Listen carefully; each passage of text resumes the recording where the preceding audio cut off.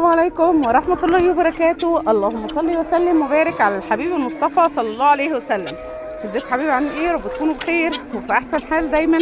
قبل ما نبدا الفيديو بتاعنا اذكروا الله، الا بذكر الله تطمئن القلوب. لا اله الا الله وحده لا شريك له. احط لهم بس الاكل كده وارجع لكم بفيديو مهم جدا النهارده.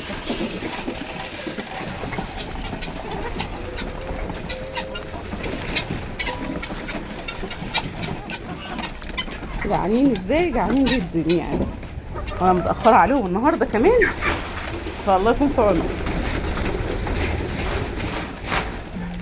الفيديو بقى النهارده بتاعنا يخص التحصينات. الناس اللي سالتني يا مدام هبه تحصينات الفتره اللي جايه، كلنا عارفين ان شهر 4 بيبقى اغلبه فيه فيروسات كتير قوي، الا طبعا الفراخ او الطيور اللي عندها مناعه قويه جدا. لو طيورك عندها مناعه قويه جدا انسي اي تعب او اي فيروسات هتعدي على طيورك كده في لمح البصر ما تحسيش بيها. اول حاجه كده في حاجات اسمها وقايه وفي حاجات علاج. اول حاجه كده اكتر حاجات بتنقل الفيروس ده في الشتاء في الربيع بيكون الحمام والرومي، دول اكتر حاجه بيتصابوا فيها يعني. فاحنا باذن الله هنقول النهارده او هقول لكم على حل سحر كده هتنزليه في الميه بتاعتك لمده يومين او 3 وبس، بعد كده مش هتعملي اي حاجه تانية. اول حاجه احنا لو هنحط حاجه من عند البيطري هتبقى رافع مناعه ومضاد فيروسات، هنستخدمه كل اسبوع 3 او 4 ايام في الاسبوع، رافع مناعه ومضاد فيروسات. طيب انا مش عايزه اجيب حاجه من البيطري وعايزه امشي كده على قدي، كلنا عارفين ان العلاجات بقت غاليه جدا طبعا والموضوع بقى صعب جدا. همشي على قدي، يبقى هعمل ايه؟ هجيب من الصيدليه البشريه بتادين رغرغه او مضمضه. في بتادين للمضمضه او الرغرغه، ده بيتباع في الصيدليه وعندي العبوه تحت، ان شاء الله اوريها لكم في الفيديو اللي جاي لان انا على السطوح ونسيت خالص ان انا اجيب العبوه معايا.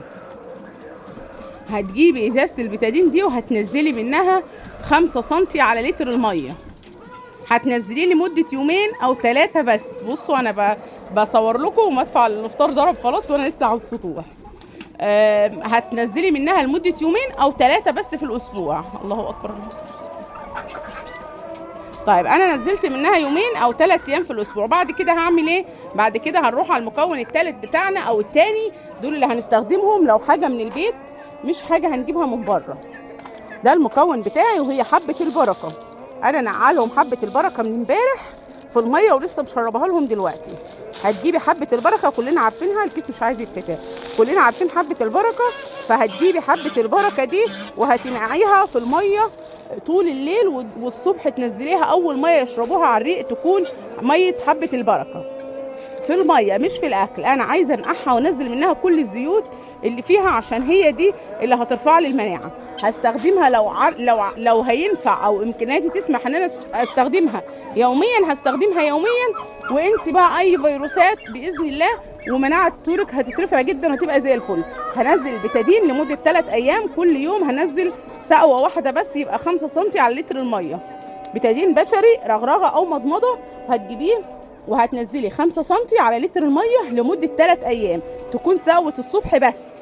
يعني مثلا مش حد يجي يقول لي ده انا بس في اليوم 20 لتر او 50 لتر هجيب منين بتادين، لا انا عايزه سقوه الصبح ان شاء الله يكون لترين بس، ان شاء الله يكون لترين من الميه بس انزل عليهم ويشربوهم الصبح. هيقتل لي اي فيروس في جسمهم او هيدخل جسمهم وهيقوي مناعتهم جدا جدا، وكمان هيطرد اي ديدان اي ميكروب اي بكتيريا في بطنهم.